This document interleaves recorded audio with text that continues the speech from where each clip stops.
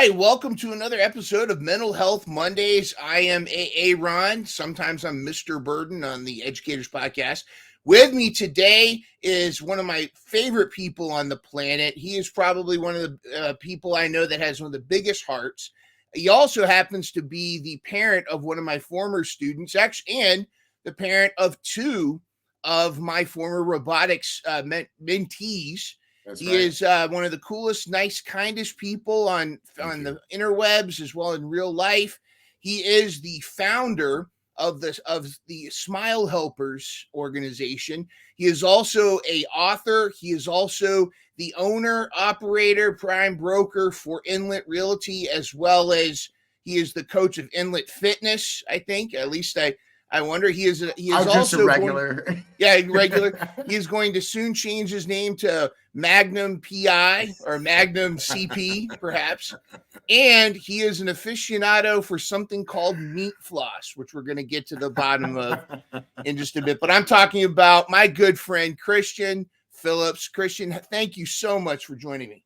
Aaron, thank you for having me. I really appreciate you. Great opportunity. I appreciate it. It was a little rough there. Our people had to get a hold of your people and your people, my people, but it was divine intervention that it finally happened today. And I wanted to invite you on for a number of reasons. Primarily, my interactions with you and your whole family have been always positive. And even when there's been some stressful situations here and there, I hope John's okay with me bragging on him a little bit, but I'm sure. He was always known as a peacemaker in the classroom. He was always he was very diplomatic, and of course Lily was always fun to have in the robotics and all of our interactions there. I have to confess that I think I grew some more gray hairs when I saw John learning how to drive. How is all this in here is much lighter than it used to be. But it's right here. Yeah, I know, and it's crazy because a lot of my students, my former students, I think of them as still third grade or fourth or fifth grade, and then I find out they're graduating high school or they're learning how to drive, and I just go, yeah, he's a young man, and it's been a minute since he was in your class, but you've been a huge influence on both my children's lives. It's been wonderful. I'm really glad that they had an opportunity to cross paths with you like that. Well, thank you. It makes me feel good. That's that is worth more than any kind of like accolade from administration or anything. Any of those. They got this teacher year awards, they got all these different accolades, but hearing that's what it's all about, and I really appreciate that. Your name is spoken more in our home than any other teacher they've ever had. Really? Absolutely. All right. Podcast over. I got what I needed now. Now, but I gotta say too, though, like your positivity is contagious. And I mean, I know we all have bad days, and there's times where we want to just go off on stuff, especially I think in today's social climate, and a lot of people at each other's throats. But one of the things I noticed about you, your wife, and your kids is that you all seem to maintain a positivity. And it's very, very rare to see any of you not smiling. And what is that? Is that a conscious thing, or have you always just kind of looked on the bright side, or is it all an act? You're really just going. I mean, we have bad days. We have bad days like everybody else. Mm-hmm. I'm very active on social media, so people see a lot of the bright spots in my life, and we have a lot of them. There is an intentional aspect to that. My mother taught me my mother's the eternal optimist, and she taught me at a very young age that you can find a silver lining in anything, and that when things are going wrong, that's where your brain should go first. What is the good out? There's got to be something good about this. Let's find that, and let's focus on that part. So there definitely is an intentional aspect to it, and I try to be conscious in my actions and just the way I approach life, to be grateful, to set my own expectations that things are going to go bad. So when things go bad, don't be all surprised that they went bad. Things go bad. It's going to happen, and if, like today is the 1 year anniversary of us losing our dog. Way too young. We have a dog that died before he was 3 years old, and it happened a year ago today. But we focus on the bad things happen, but if losing your dog at 3 years old is the worst thing that ever happens to our family, we are lucky, blessed people, because tragedy happens to other people every day. Yeah, it's all around. All you gotta do is pick up go look at the news online somewhere. There's tragic stories everywhere. If the worst thing that happens is our dog died early, then we're doing okay. And the fact that it affects your family like that is a testament to the amount of love that you had for your family member. I mean, that's your family members. I mean, there's some folks that don't understand that, but they're part of your family, and that was probably the best 3 years that little pup had with you guys. It was a good time, but we to stay positive through it. Bad things happen. We're going to move forward, and sometimes it's okay to be really sad. There's not a good side to everything. Sometimes horrible things happen, and it's okay to not be okay for a minute. You can't live there.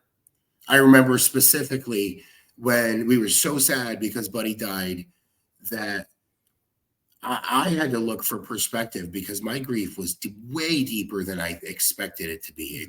It caught us off guard, and I really didn't expect to grieve my puppy that much. But I looked at like other people kind of outside the box, and I said, when you see somebody's dog, somebody else and their dog died, they're also really sad. Yeah. Are they that sad 2 weeks later? No. Most people whose dog died 2 weeks ago are way better 2 weeks later. When you talk to them, you're like, hey, how you doing? They're like, oh, I don't know, man, my dog died. That's what they would say the first day, but they don't act that way 2 weeks later. So I thought of that, and that gave me hope that this bad feeling that I'm in is not going to last longer than 2 weeks. It's going to get better. Now, it'll pass. People lose real, like human family members, that grief lasts indefinitely, and luckily we have not been through a tragedy like that in our family, in our immediate family. We've lost friends and extended family members and things like that, but we haven't lost anybody in our little family, and I pray that we never do. Yeah. Some of those scenarios you can't. You just gotta be sad. Yeah.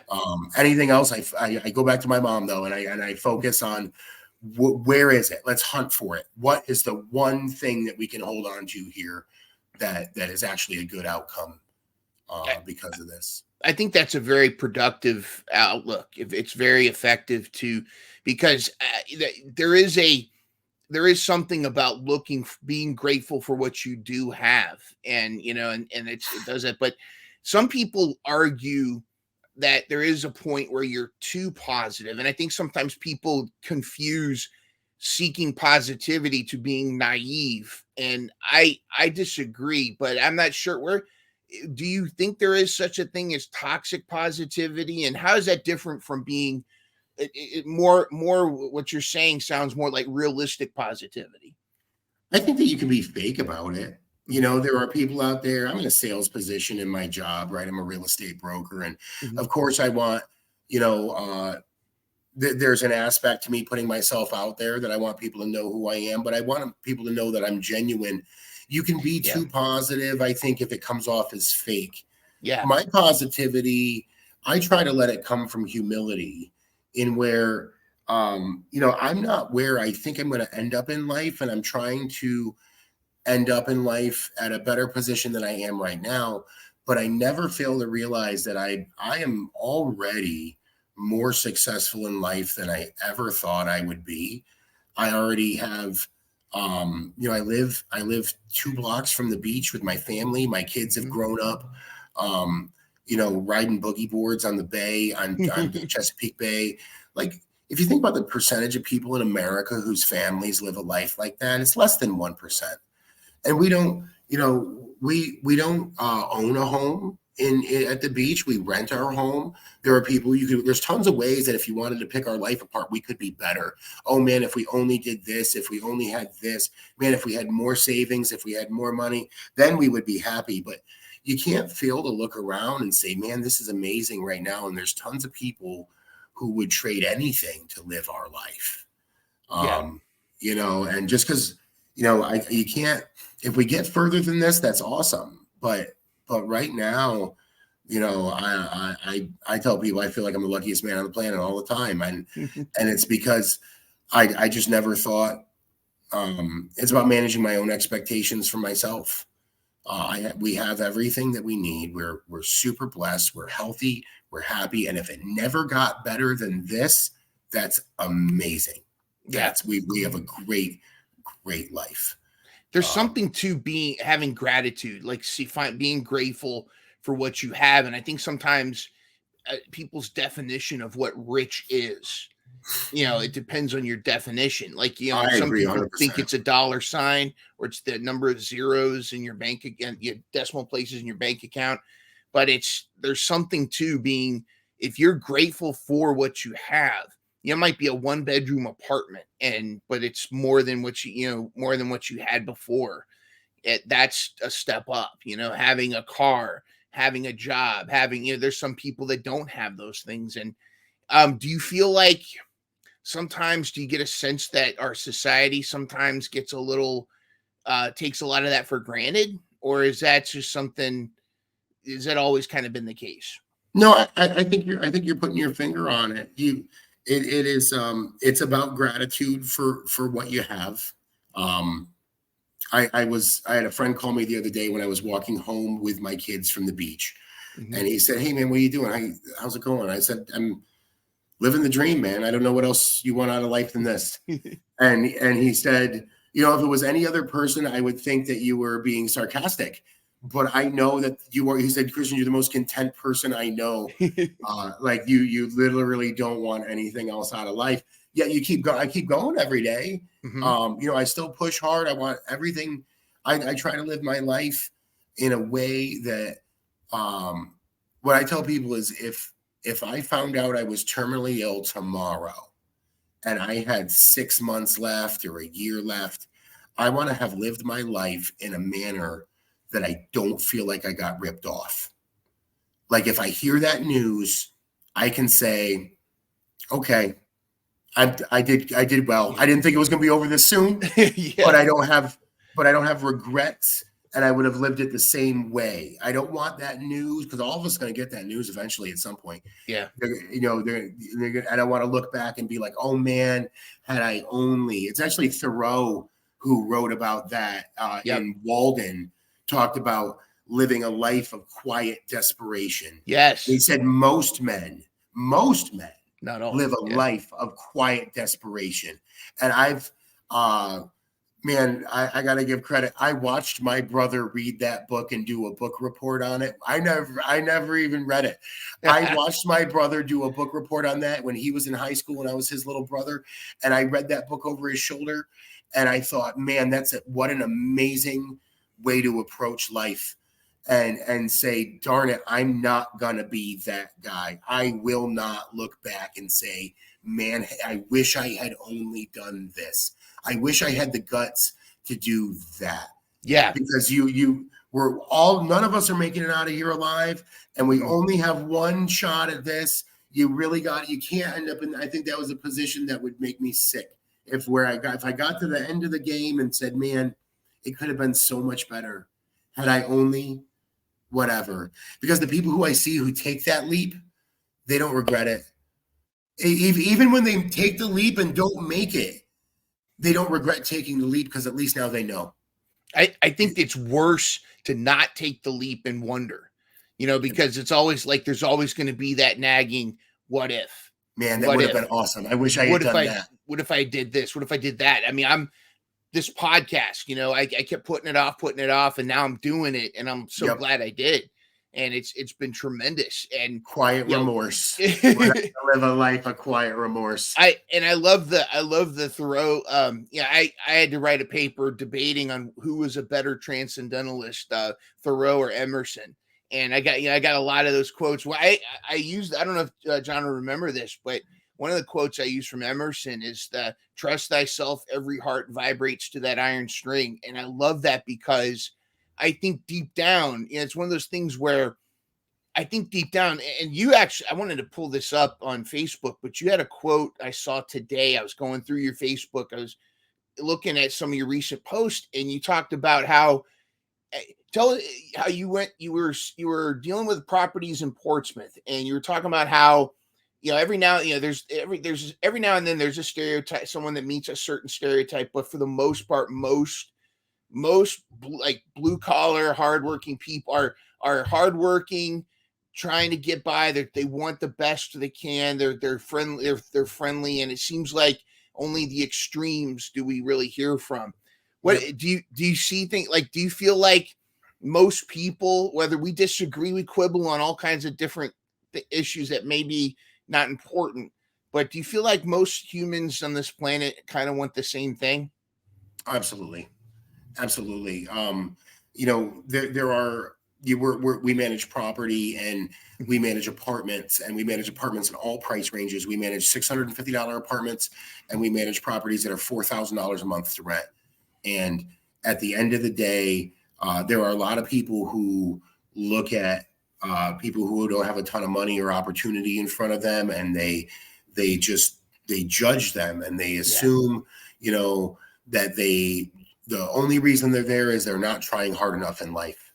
But the reality is we all have different stories. Every one of us, I actually like to say all the time that even identical twins have a different journey in life. You share the same DNA, but riding in the car together in the back seat, one of them stares more at mom and one of them stares more at dad.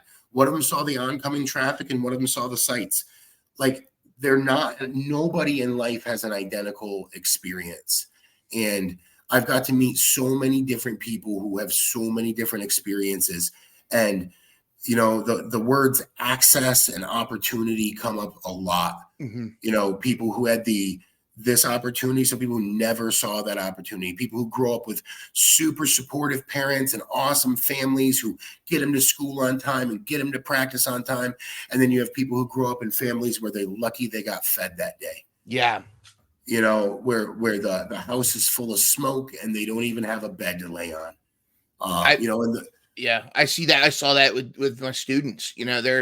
There's some students that they have their family, have the nuclear family, quote unquote, and then there's some students that they didn't know where they were going to sleep that night, where they were going to get their meal from. Yeah. And like you and Amy seem to have that positive, nurturing mentality, and I think the world of John and Lily, but like when you.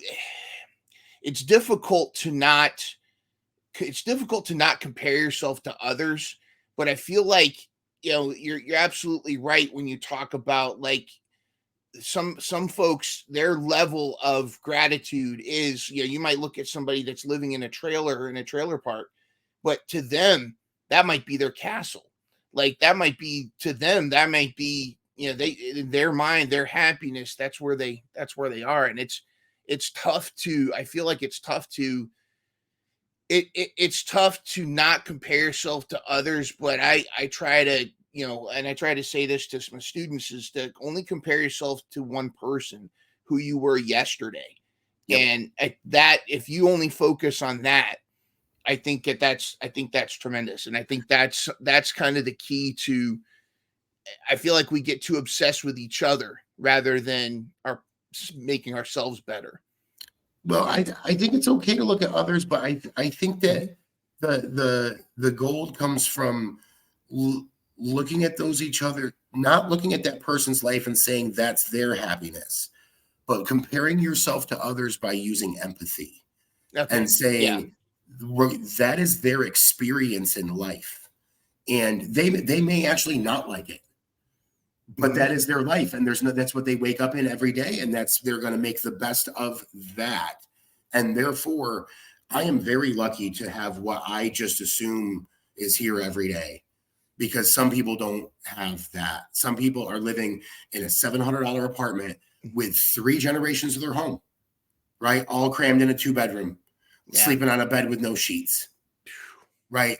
That's the way a lot of people live, and that's their life experience, and they may have been born into it. I see situations like I just described that involve 3 and 4 and 5-year-old kids, and that is their life, and Wow. that's how they grew up. And I grew up with a mom and a dad and a nice house with clean sheets on my bed every night and a dinner on the table and 3 meals a day, and I just assumed that was normal. And other people, that is their experience in life. That's the hands they were dealt, and it makes me realize how lucky I am to have advantages that other people don't have. And so it's given me great perspective on life, that I am to live a middle-class life. I am one of the lucky ones. To live a life free of horrible tragedy, I am one of the lucky ones. And so that's where my positivity comes from. Kind of tie back to where we started there. My positivity comes from gratitude, from having seen and having empathy for other people who have much, much harder lives than I do, from no fault of their own. There are people in life who don't have great lives, and it is their fault. You didn't try hard enough. You made terrible decisions, and you did nothing to fix them. But there are people out there who do everything right and still have not even close to the opportunity in life that I have or that you have. And those, I don't ever lose sight of that.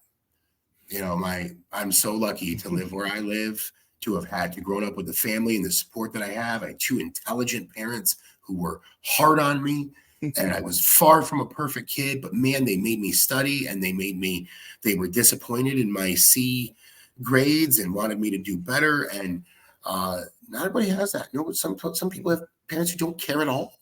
Yeah. What grade their grades are in school, whether they attend, whatever. And I'm grateful for where I came from. I'm grateful to live in the low crime neighborhood I have. I'm grateful that my kids get to grow up in an amazing school district and have just awesome influences. There's parents who send their kids to public school just like I do, whose kids get a fraction of the education and mentorship role models that they have here. There's schools that have no Mr. Burdens. Oh, horrible. That's the reality. Perish the thought. I mean, but thank you. Thank you for that. I mean, I really enjoy. I enjoy having that impact, and I hope all of them felt that way. But one of the things I learned, kind of exactly what you said, and again, the comparison as far as like what I want to have, what that person has, that could also be a positive effect, like you were saying. But you don't know where anybody's coming from, whether it's a kid, an adult. Like, I think sometimes we only see somebody and how they see us or how they interact with us. We don't know that this person just lost their dog, or this person just went through a divorce, or this person or this child is his mom just left and his oldest sister is running the house. There's a lot of that I think gets lost in our interactions, and I really wish we could remember that.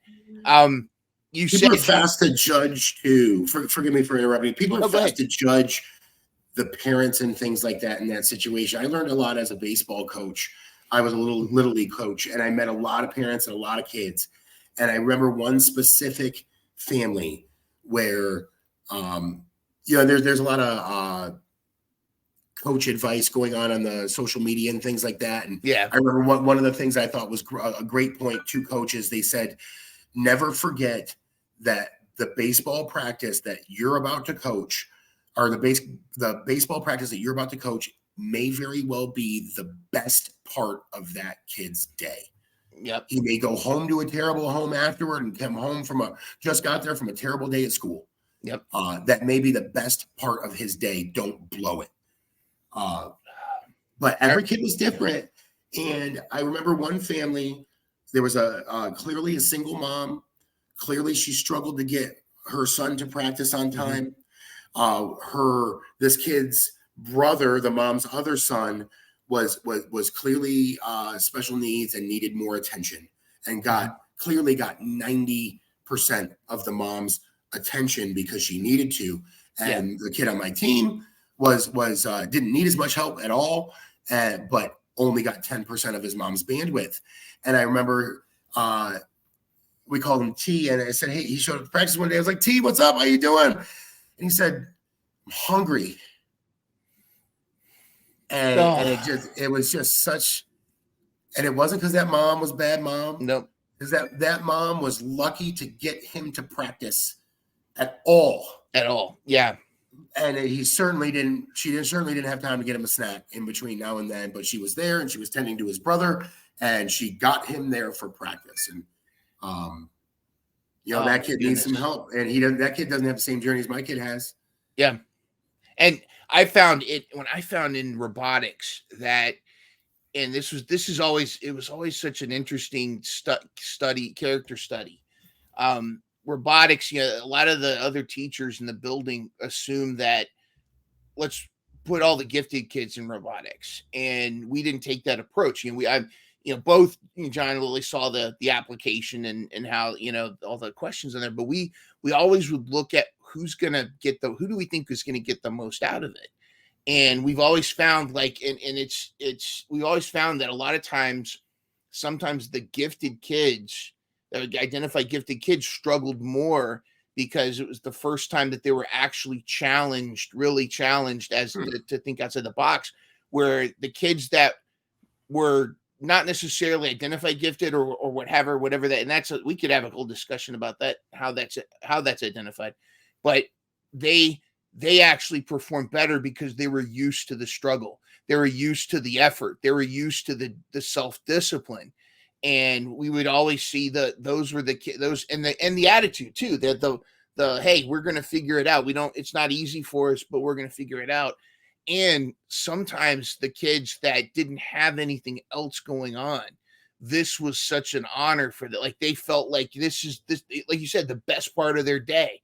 And we had to the point where I remember at the trunk or treat, we had a student who had 103 temperature, the flu. This is long before COVID. Yet he had his dad bring a iPad and he Skyped in just so he could still be part. He had this floating head just going around. They still wanted to be part of our arcade night. We had another student who, and a lot of people were surprised. He was so surprised that he made the team, but we knew he had it in him. He had his jaw broken at baseball practice, had it wired shut. We didn't expect him to show up. He showed up at the trunk or treat, jaw wired shut. He just got out of surgery because he still wanted to be part of that. And to me, that's just like, that is so cool. I mean, what you're doing is impacting those kids' lives. Exactly. And sometimes I have to remind myself of that same thing. Like in class, what you're do today may be the best part of this kid's life, or you may be the only, some cases you may be through sometimes no fault of the parents, but you may be the most positive parental influence this kid has, or you might be the most positive interaction that you get. And I struggle with a lot. I mean, I don't like how political people get, and how I feel like we've gotten away from trying to understand each other, like trying to just have a conversation where we can agree or disagree on things, but not like, if you disagree with me on this, you're canceled. I hate that. But like, I go back and forth with just the idea, like I don't want the government involved in anything, but it seems like we tend to spend money on the wrong things. It'd be nice for some of these kids that are in these situations just to have a little bit to jump, like a little springboard. But then you get it. It gets so mired down. And I just wish there was, I wish there were. I want to redo the whole education process, because I feel like by the time you get to middle school, you should have pathways to different vocations, instead of everybody's got to take algebra, everybody's got to take this. I don't know. Anyways, that's a We're whole. getting there on that. I'm really Yeah. impressed with the Virginia Beach school system. Yeah.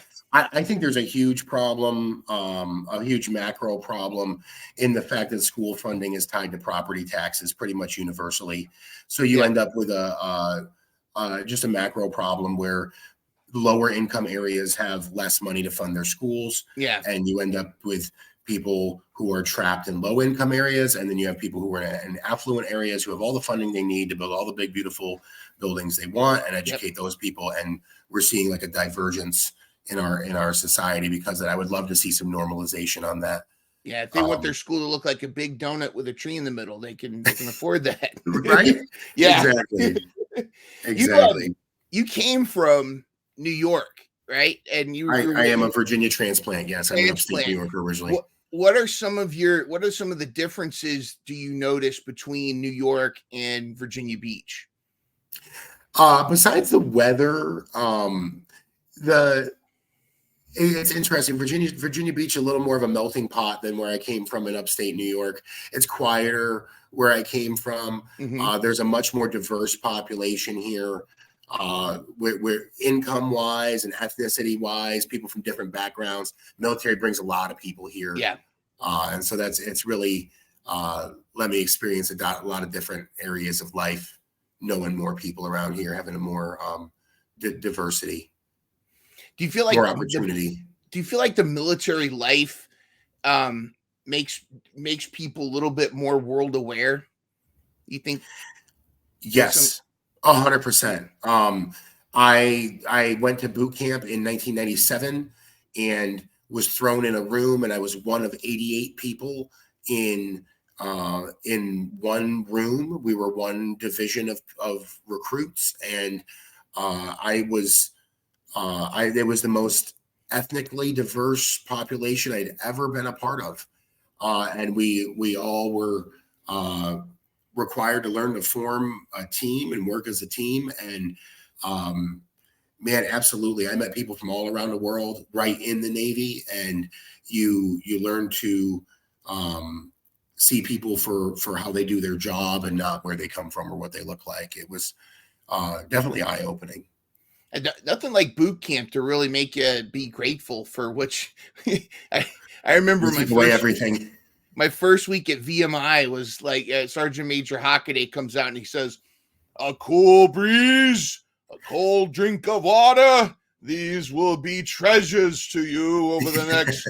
And we're just like, I'm like, oh man. And then and he was right too, because when the cadre got us, man, woo. And hair for me was great. I'm grateful for hair because they shaved it all off that first week. But you're right. They're like, it's kind of like there's I don't want to say they say there's no atheists in foxholes. There's no animosity in foxholes when you're there with your brothers and or brothers and sisters. When you're facing adversity together, it's a bonding, and you kind of throw out a lot of the petty stuff that people squabble about now. It's like, no, we got to make sure Sergeant Major Cruz doesn't come in and make us do 50 diamond push-ups for not having our bunks ready. Military does makes you tough, and it makes you appreciate things a little bit more. But yeah, it's a difficult life, and it makes you tolerate things in life, the little inconveniences more. It's not a big deal. Do you feel like they're maybe having some required civil service or some required military service? Maybe not required, but like maybe some kind of program where after like 18 years old, you do a year. There are countries that do that. I find it fascinating. I'm a libertarian, and I'm a pacifist after being a military veteran, and I wouldn't support that. I do support a large volunteer, national defense. But I think that there are some people who just aren't cut out for that. I think that we all have different roles in life, and that's not for everybody. Well, yeah, and that when I say it that way, when I think about it, it's like, we got we can have a whole other discussion about the military industrial complex, but like if it was more of like a Peace Corps kind of thing, where you go visit a country and spend 6 months building a school or teaching in a school, or building a bridge or something like that. I almost feel like that would be pretty cool. I think that anything that we could do to give people more perspective that you're not the only one here, and that your life experience is significantly different from everybody around you, especially the people that don't live anywhere near you. Yeah. It's really easy if you only focus on where you are and the people around you, to have a very narrow mind. I think that seeing the challenges that other people face in life can lead to better positivity and mental health for yourself, because you realize that what you have is actually pretty good, and the challenges that you have are nothing compared to what other people have. I have a little bit of an easier time with that naturally. I'm kind of a super empath. I say that when the Lord was handing out, when we were all in line and the Lord was handing out like scoops of empathy, I was talking to the guy next to me in line and I wasn't paying attention. He put 2 scoops on my plate. And so there I am though. And I can't, like, I read a bad news headline and it haunts me for 2 weeks. I can't stop thinking about it. And that causes me to be very grateful, very positive for what I have. You seem to be though also, and I think sometimes I'm like this too, where that empathy, it could be a challenge because you tend to, maybe things affect you more than it would most other people. But also I feel like you can sense people a little bit easier. Like there's been some people I've met and immediately there's this warm glow. I feel this person's genuine. This person's a good person. And like I can't just put my finger on a specific of why, but I just have that positive interaction. And then there's people I meet and like the hairs in the back of my neck stand up. I'm like, oh, something's off with this dude. And I think that's and it definitely serves as a teacher, because you've got to be aware of everybody. Like you've got to constantly have those spidey senses out there. Well, even if you're focused on these 6 kids over here in a small group, you got to know what Billy and Sally are talking about over there. You got to check in with Caleb and make sure he's not having a bad day. I feel like that's an asset, but it also, I think sometimes I feel like sometimes we might take on more of that emotion than we need to. Cause I sometimes have to fight getting bummed out, doom scrolling or reading something, the negativity. Do you feel like we focus too much as a society on the negative headlines? I mean, is it just because negativity sells, or is it human nature to kind of respond more to negativity? I mean, as a society, I don't know. The negative stuff does get more viewings or whatever. I personally, for my own mental health purposes, I do have to consciously turn it off, because too much empathy is exhausting. Yeah. It's emotionally draining. You can worry about and pray for every single bad story you ever hear out of anybody. And if you do, you're going to spend your entire day worrying about those people and feeling sad for other people and reliving experiences that happen to people you don't even know.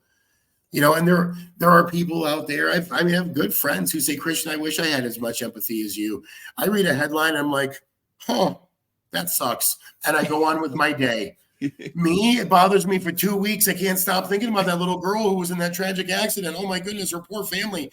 But you gotta manage that. It can get out of control. And for people like me, and I'm not the only person out here with mega empathy, but it can absolutely get overwhelming. Hey, Amy, my wife laid it out for me several years ago. She said, Christian, it was a wake up call, because she saw it in me and I couldn't see it in me.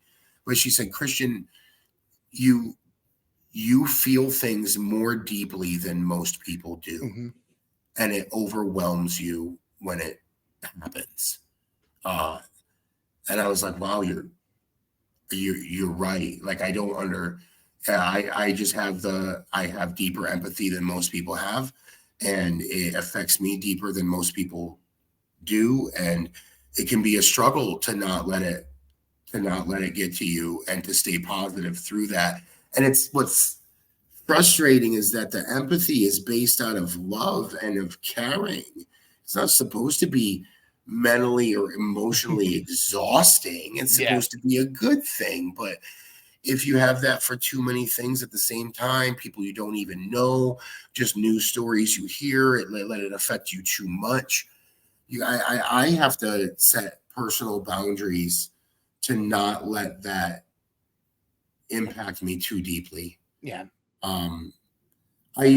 For 7 years, I had the privilege of playing Santa Claus at CHKD, the Children's Hospital in town. I bet they love that. 7 straight Decembers. I got to be the only Santa that visited that hospital that year. It was a privilege. It was amazing to be able to go. I bet that was tremendous. I tell you, wearing that costume is one of the coolest things I've ever experienced in life. I tell people, when I was a little kid, I used to think that I was going to grow up and be the president. Yep. And instead, I got to grow up and be Santa Claus. And that is 10 times better than I ever thought being a president could be. I walk around the corner in that getup, and every face in the room lights up with a smile. Every face. It's like, and it's magic. Like, it really is. Like, it's the closest thing we have to magic. And as Santa Claus, when you walk through that hospital, the families who are in a children's hospital are not having a good time at all. They're in the middle of a nightmare is what they are. And I got the opportunity to put a smile on their faces, even if it was for 20 seconds. Go in there and let them forget where they were for just a moment. And that was one of the best privileges of my life. We would visit 80 rooms in one day. And I would get home and be absolutely exhausted. And if I emotionally, like physically, no, emotionally, absolutely. I met so many sick kids and so many sad parents. And despite doing good, it was so hard. It's not a job I could do every day. I don't know that I could work at a children's hospital every day. It was a privilege to get to go and do God's work like that and help those families. And I truly believe that I gave that role my all. Right? I was not some dude in a costume. I would to those kids. You are Santa Claus, yes. And you cannot. You cannot be. Excuse my term, but like you can't be a half-ass Santa. Like you can't have them be like, oh no, this is some guy in a suit, and his parents have to be like, oh yeah, that's one of Santa's helpers. You clearly know that's not him. No. To that kid, you are Santa Claus, and you have one chance to not mess it up. And I gave it my all every time, and that was awesome. But I bet you knocked it out of the park too. I could see you being a natural at that, and the kids just eating it up. It was the best thing I've ever done in my life. It was those awesome. Faces too. It's like it's kind of the same thing when the kid opens a present and it's something they really like. They, you know, like that. They get that stoked look on their face. All right, we're going to take a quick break from solving all of the world's problems to tell you about a good friend of mine and a service she's offering. Are you tired of feeling like your dream financial future is out of reach? Are you struggling with overwhelming debt, trying to pay off your home early, or simply wanting to give more? Well, my good friend Vanessa Rudder Jackson is here to help. An educator and military veteran, Vanessa is here to guide you through the confusion and make your dream financial future a reality. With her certified financial coaching services, she'll help you create a personalized plan that sets you up to win with money. As an educator and a mother of two, Vanessa understands the challenges of scraping by and stretching paychecks. She's been there, and she knows how to navigate the financial landscape to help you thrive. Don't let financial stress hold you back any longer. Take the first step towards financial freedom today with Rudder Jackson Financial Coaching. Reach out to Vanessa today for a free 45-minute consultation at vaRudder34@gmail.com or go to tinyurl.com/RJMoneyCoach. That's vaRudder34@gmail.com or tinyurl.com/RJMoneyCoach. coach. Remember, it's never too late to take control of your finances and achieve your dreams. Start your journey to financial freedom with Rudder Jackson Financial Coaching today. All right, now let's get back to solving the world's problems with the most charming host on the interwebs. Was that in part of Smile Helpers, or that was completely different venture. That was through my old real estate broker company called Remax Alliance out of Virginia Beach. Okay. I had been doing that for years, and Santa Mick Hoff was a legend who did it for almost 20 years and then passed away. And I have the privilege of following in his footsteps, doing the same thing, and it was awesome. It was a privilege while I was there. Are you going to be Santa this December? No, that I've since gone off and started my own company, and Remax has a replacement for me now. But it was a privilege to do it while I was there. I'm searching for a new opportunity somewhere. I don't want to be a commercial Santa. I don't want to go make money as a mall Santa. That's not my thing. But if I can find an opportunity to touch people's lives like that again, I would take it in a heartbeat. Very cool. That was a privilege. Now, Smile Helpers is just a thing I started on my own. And the funding has come from a lot of close friends of mine and clients of mine. That's just a little thing I do on my own to try and give back to the world. We take people who need dental work in their smile line, but can't afford it. And we find dentists who will do it for a reasonable price. And then we crowdsource the payment for it. We find we find people who are willing to donate $100 or $200 or $25 or $500 until we raise the money for their bill, and then we pay for it to have it done. And so far, we've helped 3 people. 3 been in business for like 3 years. We're averaging 1 person a year, but I ask all of them. I follow up with them on a regular basis, and I say, was this a good thing? Was it worth doing? Should I do this for other people? And they all say yes, that it's been a good, a life-changing thing for them. And I'm happy to do that.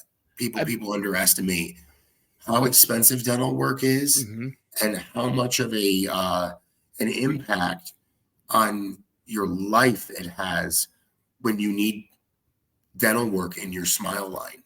I bet a tremendous impact on their lives. I'm sure. Yeah, we, like you said, I think we sometimes take for granted our smile and how that would the boost in confidence. I know that's tremendous. I mean, and those are 3 people that's life changing for them. Who like, and that's such a cool thing. How can people help and get involved with Smile Helpers? Should they just look for you on Facebook, or do you have a special website? We're pretty small right now. We tried to crank a little bit up earlier, but I didn't have a ton of bandwidth for it. I wish I had more personal bandwidth. It's just been something we've been kind of funding individually. If somebody did want to donate, they felt moved to donate some money toward that cause, we are totally up for that. You could just email me at christian@inletrealty.com. That's my company, Inlet Realty, INLET. Would be the best way to reach me. About Smile Helpers. We are not a 501c3 charity. At this point, the paperwork was insane to get that done with the IRS, and we have not been able to. We submitted our application, and it was not approved. It was amazing. It was a 28-page application, and it came with 35 pages of instructions on how to fill it out. It is the epitome of our IRS. The bureaucracy is so that's stopping us from some major donors. But right now, I'm happy to, if we can help 1 person a year, I'm happy to do that. I try to give back in any way I can. I consider myself a frontline soldier for the Lord out in the world, doing work everywhere we can, touching people. I don't want to be sitting in a building helping people. I want to be out on the front lines helping people. You speak louder with your actions than you do, verbally. I think you do spread a positive message that way. Do you think it feels like a lot of times, like Christianity or religion in general, there seems to be on social media at least a bad taste in people's mouths when you bring up Christianity. But it's like for most of the people that I know that are Christians, they're very positive people. I mean, there are some folks that have some, some interesting views on things. And yeah, my dad, I think, is too immersed into politics. Sometimes he goes on rants, and I'm like, come on, let's have some compassion here, Dad. I mean, but like, do you feel like religion's kind of gotten a bad rap within society, or do you not even pay attention to that at all? Is that a non? No, I do. There's a lot of people who consider it a bad thing to be a Christian because of the way that other people have behaved in the name of Christianity. Mhm. And a lot of people there's a lot of different interpretations of what a Christian is supposed to act like. And there are some segments of that population who feel that it is their Christian duty to be hard on people who are not living the way that they think they should live. They get that as from scripture. That's the way that they interpret it. If that's the way they interpret it, I'm not going to argue. I'm not going to get in a theological argument with people about what Christianity is. I'm a humble servant of the Lord, of Jesus Christ. I believe that he's the Son of God. He's my Lord and Savior. Beyond that, I understand that every other person out here has a different journey in life. Mhm. I understand that I am not an expert on religious theology or scripture. I am a little bit cynical in taking extremely literal interpretations of the Bible, knowing how many times it's been translated to get to the version that we're reading. One of my favorite books is called Eats, Shoots, and Leaves, and it is a book entirely about punctuation. I don't know if you're familiar with it, but it's great. It's really entertaining. The entire book is sets of paragraphs with the same words and nothing but different punctuation. And the two paragraphs always tell drastically different stories. Yeah. Based on nothing but a change in punctuation. And I think if you know that that's possible, I have a very hard time in taking an extremely liberal interpretation of the Bible. So I take it's probably a misappropriation of this word, but it's the word I use in my head. I'm theologically agnostic. I don't really know what the proper, if you want to argue about what these couple words mean, I really don't know what's right. And I don't think you do either. I think you're just taking a stance and defending it, but we don't really know. I believe with all my heart that 2,000 years ago, the Son of God was walking around the earth. His name was Jesus Christ, and all those things happened. I do believe that. Beyond that, and am I supposed to point at the people who aren't going to church? Am I supposed to give 10% of my income to the church, or should I just give it back to society? I don't know, and I'm not in a position to argue that. I'm in a position I know how Jesus Christ lived his life, and I'm going to go out and try and live my life that way because that's the closest instruction manual I have on life. I really don't think Jesus went around pointing fingers at people and calling them sinners and judging them and calling them evil. The stories that I've read and that I was taught is that he was eating with homeless people and washing feet. Yep. What would you do? I saw a wonderful meme on it. It said, if you had 2 days left to live and you knew it, what would you do? Well, Jesus Christ washed feet.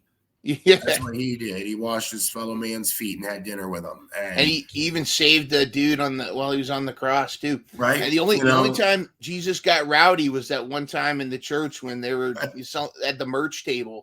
He's like, "All right, what are you doing?" I think we get tied up. A lot of people get tied up in the wrong stuff. They miss the message. They miss the genuine message. You also mentioned your libertarian in mindset, and what does that mean, libertarian? Because we hear Democrat, libertarian for me is that I'm going to live my life the way I want, and I'm going to live in a way that doesn't impact you at all. And if I'm living my life in a way that doesn't impact you at all, you really shouldn't have an opinion on my life. And exactly the other way, vice versa. If you're living your life in a way that's different than mine, a different way than I would choose to live my life, but it's not impacting me at all, I don't really get an opinion on that.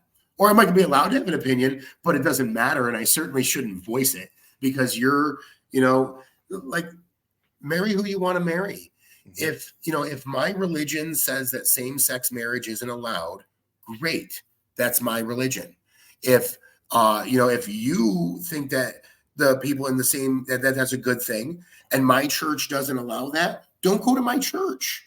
Or if I don't like that about my church, maybe I should go to a different church.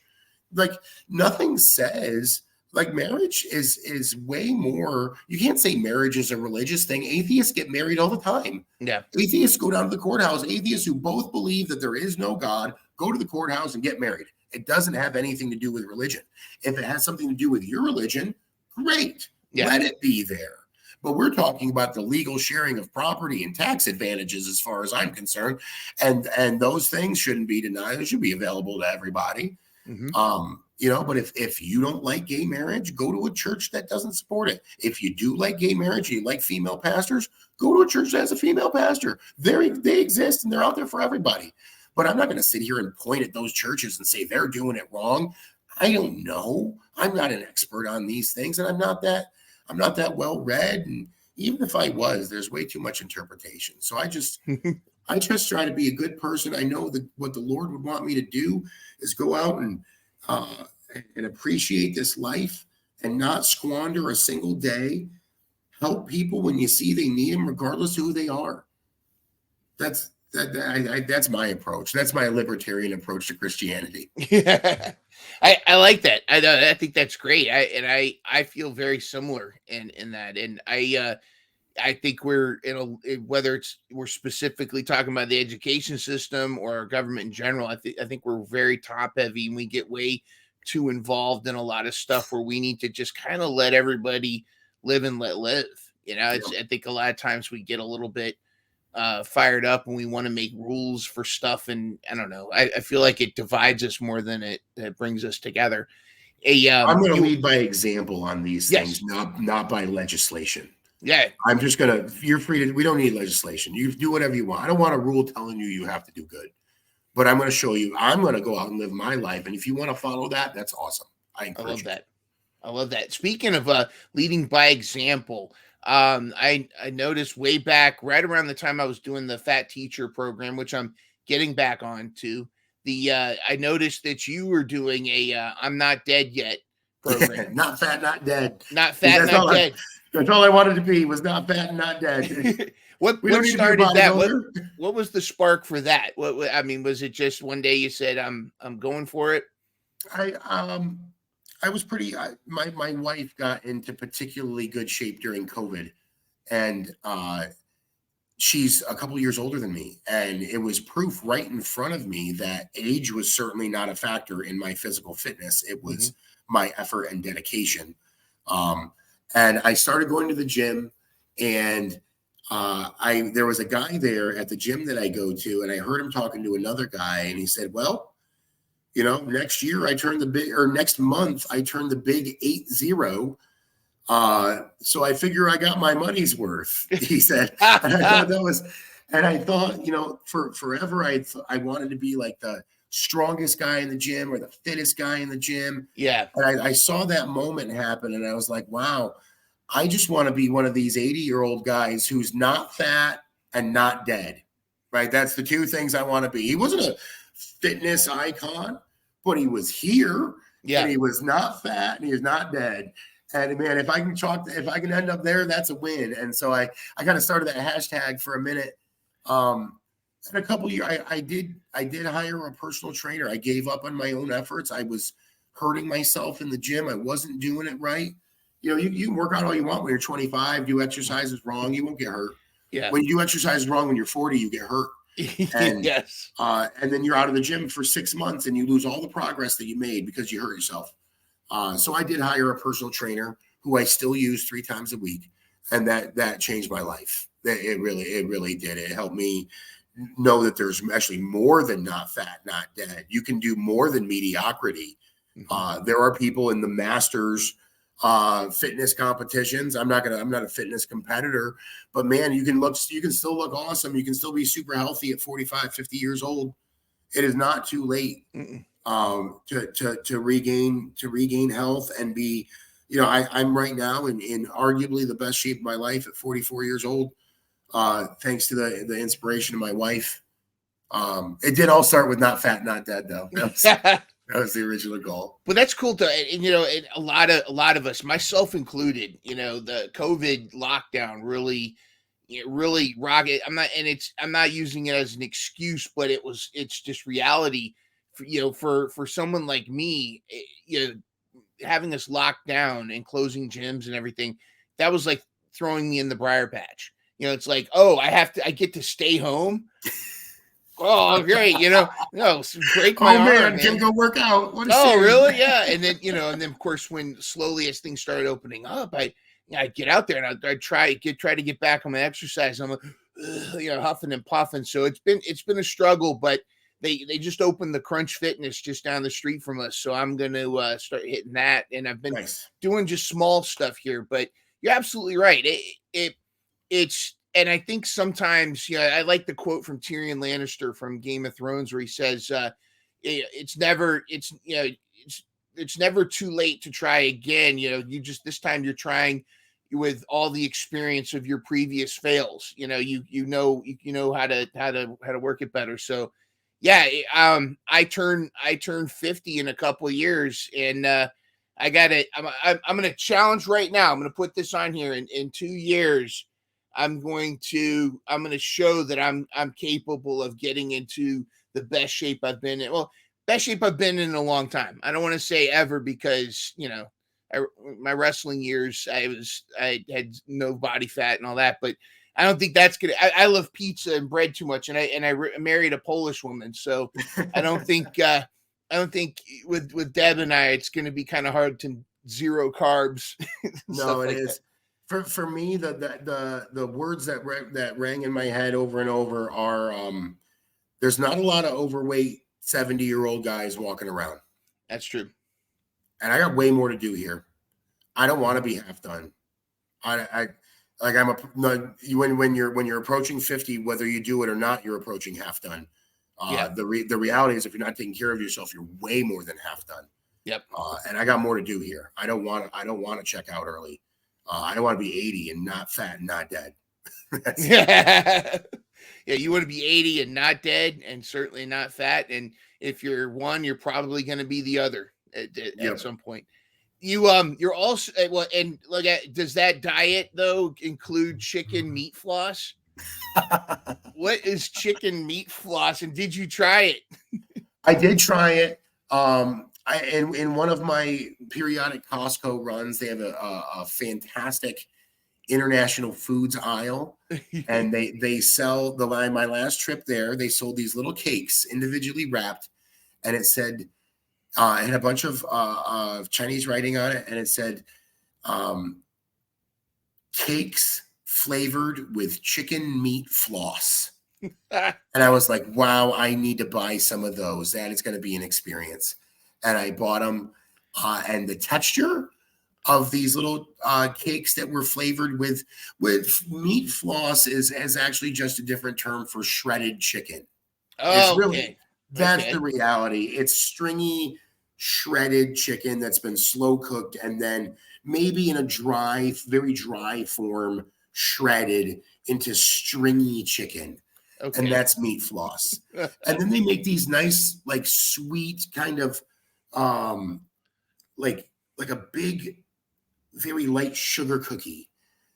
And they mix the shredded chicken in with it and bake it as one. And the texture is amazingly delicious. The flavor, I couldn't swallow it. I spit it out into a napkin. It was super savory and not what my brain was expecting with the texture of something like a shortcake or something like that. But That That was was definitely a unique experience. reminds me of when I was a kid. I lived in Japan, and I don't know if you ever remember lemon cooler cookies. They were these Mhm. like little powdered cookies, and inside they had like the little bits of lemon, and they're like a lemon cookie. Well, in Japan, they're big on fish paste. And that's the thing. That's like it basically you already know where this is going. Well, I was at some function with my parents at some dinner thing, and they had these little things that looked like the lemon cooler cookies. They were covered in powdered sugar. They had the same shape. What I didn't know was they were filled with fish paste on the inside. Now, powdered sugar with fish paste on the inside, that doesn't really sound all that appetizing, but I guess it's an acquired taste in Japan. Yep. But imagine a 7-year old taking one of these things and you're expecting this lemon goodness and you bite in and you get You get fish. fish paste. Well, yeah, that was a rough night. That was rough. I could still kind of taste it. That's But awesome. Yeah, that's chicken meat floss. The same thing. Very, very similar experience. I hey, can still kind of taste it. Like I wiped my tongue off. if you want to get on a good diet, get on the chicken meat floss diet. You won't want to You get eat. all you want of those. You can eat Yeah, those you can eat whenever all you you want. want. Good luck. Blah. You're also an author. Tell us about your writing endeavors and have you had anything published? I I'm a self-published author at this point. I wrote a children's book about house hunting. It's called Hey Good Bigglebug and the Special New House. I wrote it when I'd helped several families in a row who were relocating from the military and they were coming into town. And we would look at 4, 5, 6, 8 houses in one day and drag little kids and families from house to house. And the kids would pick out uh, their room basically in every house we went to. And then, you know how house hunting goes. We're going to look at 8 or 10 houses where you find one that you actually fits for your family. And Yeah. the kids never really had an easy time understanding what we were doing. And so I thought to myself, what a great gift for your clients. I'm going to find a book that explains house hunting to kids, and I'm going to buy a whole bunch of copies of it, and I'm going to give them out to these clients. And I went on the internet to find it, and it turned out it didn't exist. Wow. There was a dozen books or more about moving. How am I going to make new friends? Who's going to live in my room? Can I bring my toys with me? Kind of stuff, but nothing that said, why did we look at 5 houses today and not live in any of them? And why do we have to move to the house that I didn't like, but mom and dad did? Mm-hmm. And we addressed that through the point of view of a young grasshopper with his family. And we follow them house hunting. And it's a really sweet story. My son was really young when I wrote it. I was reading children's books daily at the time and had my criticisms of them. And so tried to write a solid book, says I love you a lot. It teaches kids to trust their parents and know that there's things aren't always as they seem.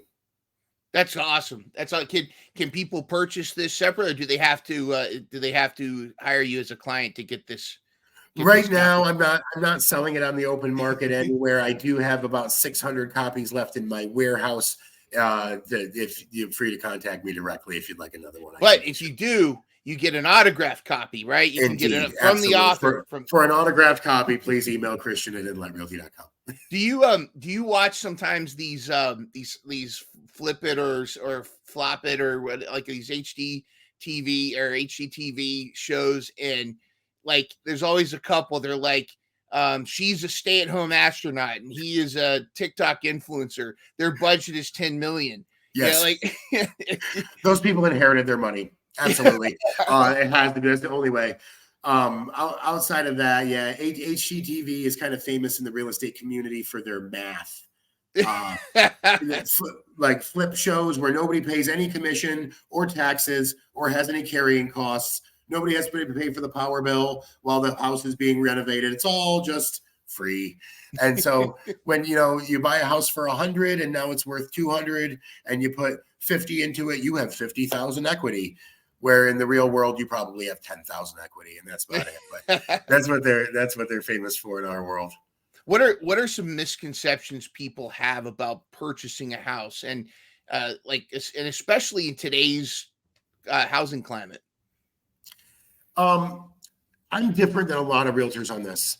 I think a lot of the misconceptions that people have is that it's always a good idea to buy a house. Buying a house is a good thing for a lot of people, but it's not always the right time to buy for everybody. Everybody has different life circumstances, and buying a house, making a major investment like that makes sense for a lot of people at some points in their life. But the people who the answer is no, there's a lot of us out there. I currently rent, and I'm a real estate broker. Mm-hmm. It's what works best for my family and our financial goals right now, for a number of reasons that I'm happy to discuss. But at the end of the day, that's the biggest misconception, that it's always a good time to buy. It is not always a good time to buy, nor is there any shame in being a renter. If you want flexibility, if you want insulation against economic factors that could cause you to have negative equity, if you want to have no maintenance responsibilities on your home, not pay for the HVAC when it breaks, not pay for the roof when it fails, leave your house, come back 6 months later, it looks exactly like it did. Those are all advantages of renting, all advantages that I currently really enjoy. That is what's the priority for me, versus building equity that you're really not ever going to be able to access yourself. For most people, your home's equity goes to your heirs, not to you. You can borrow against it, but if you, like, say I have $800,000 equity in my home, well, what I'm going to do is sell my home, and then if I spent that $800,000 equity, I still have to go buy another home. I have to find some place to live. So unless you're going to sell it and go rent, then you don't ever even really see that money. So that's one of the biggest misconceptions in my mind. And I talk people out of buying all the time. My realtor competitors think I'm nuts, but the reality is, buying is not always the best idea for everybody every time. I think there's something to that, though, about being genuine and honest with people. Like, I before teaching, my prior life, before radio, I was a car sales manager, and there were times where I walked a customer. I told them, I said, "This is not a good time for you to buy." And I had, my superiors were like, "What are you doing? Why you got to always be closing?" They were the Glenn Ross boiler room mentality, the apprentice, close, always be closing. And I was like, but I've actually had clients that I've walked bring a relative to me, say they found some old junker somewhere that they bought cash, but they brought their cousin in to buy a car from me, specifically me, because of how I treated the aunt, or the other cousin or what have you. And I remember having, and I think sometimes sales people get a bad rep. Like, when you say used car salesman, most people think of the wacky tie, hey, come on down.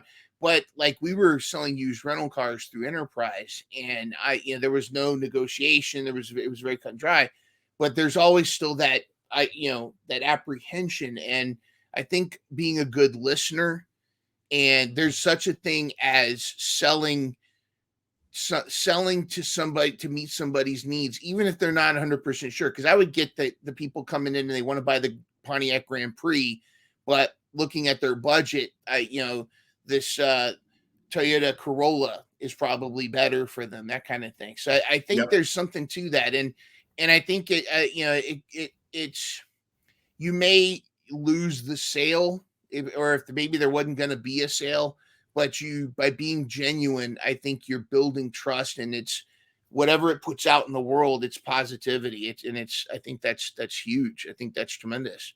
And it really, people, they say that 8% of the general population trusts used car salesmen, realtors, and attorneys at the first handshake. We're all in the same group. 8%, less than 1 in 10 trust us out the door. And it's because they think that we're going to tell them whatever they want to hear that makes us money. And when you talk somebody out of buying a house, or you talk them out of buying a car, it shows that you're genuine, and then they can learn to trust you on that. But that's a hard headwind to get through. You have to do it with honesty.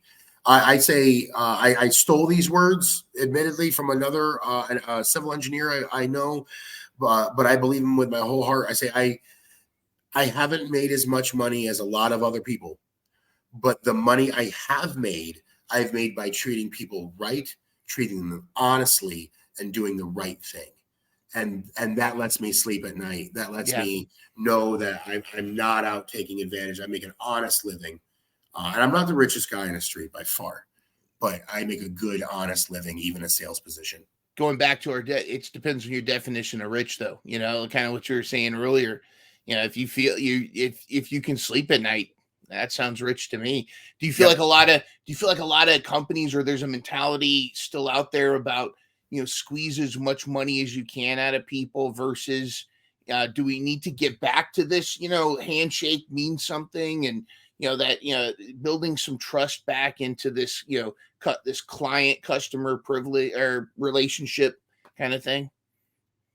I mean, I think that there's definitely places for contracts, but I try to run my business in a way where people can trust me at a handshake. I'm a man of my word, and it separates us from people who they know are not.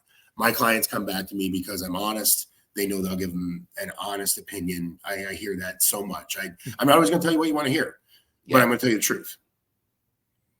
And where do you think? Is there a certain age where it's too late to buy a house, you think, or is it depends on the person?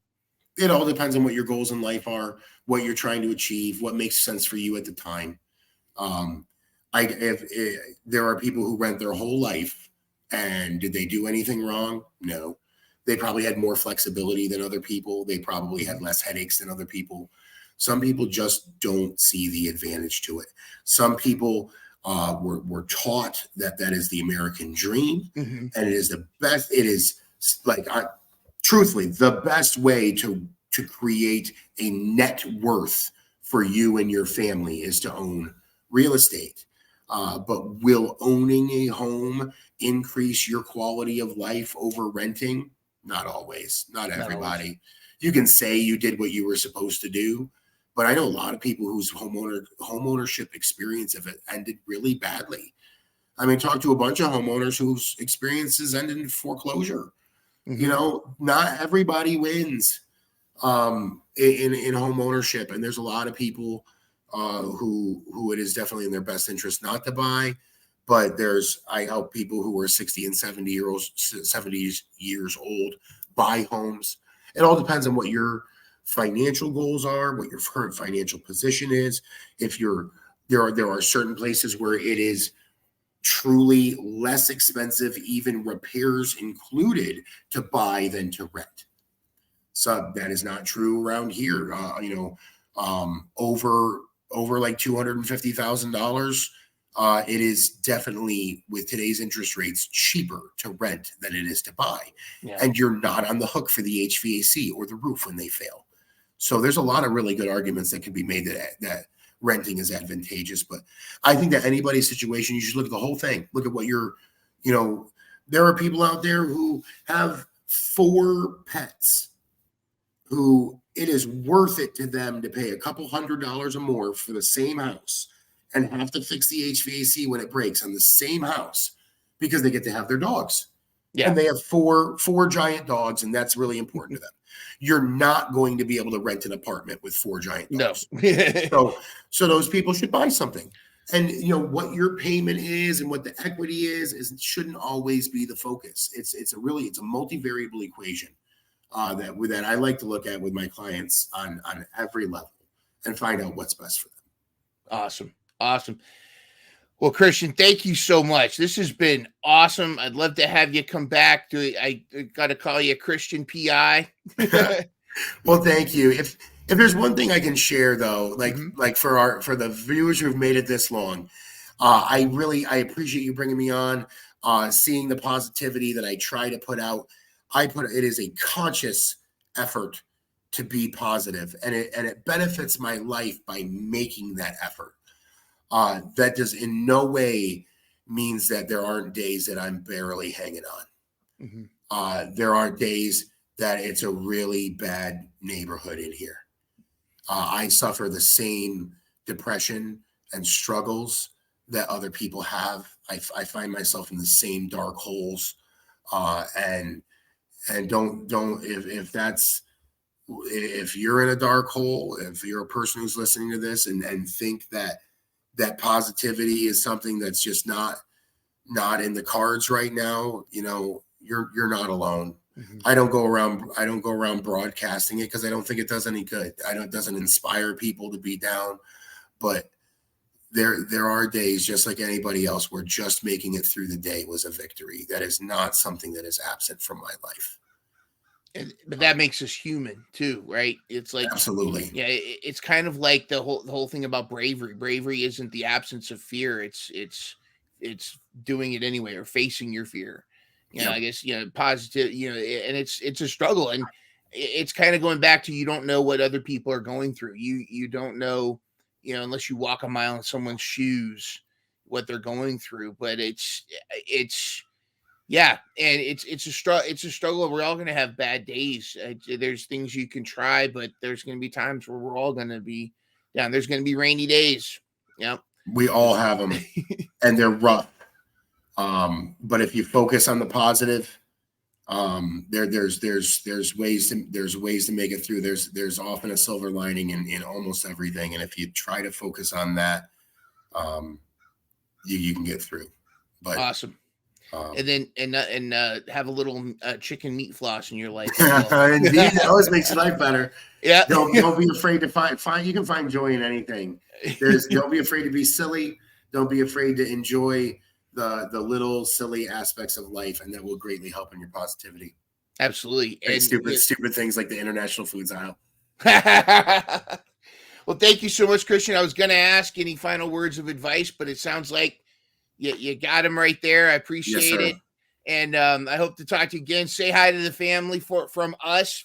Deb says hello as well. That's great. I will. We will chat to you very soon, and enjoy that chicken meat floss. And I appreciate you popping on. It's been awesome. You're a great host. Thank you, Aaron. Awesome.